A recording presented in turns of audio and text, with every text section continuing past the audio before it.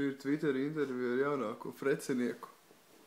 Nu, pastāst, Roland, kā ir cēlies, kāpēc es tevi bieži vien sauc par precinieku, par preci? Tāpēc, ka tev tā patīk. Kāpēc man tā patīk? Tāpēc, ka tev tas interesē. Kāpēc man tas interesē? Tāpēc, ka tas ir jautri. Ja? Un kad tu domā precēties? Kaut kad. Apmēram. Nē. Ar ko tu domā precēties? Līvo. Kas ir līva? No klases. Beidz dīdīties, tu nevar normāli uzfilmēt. No klases. Nu, pastāst par līvu kaut ko. To gan es nedrīkst izstāstīt. Kāpēc? Viņa ir slepena informācija. Cik slepeni? Ļoti. Bet tu taču tā klasē mācā. Nu un?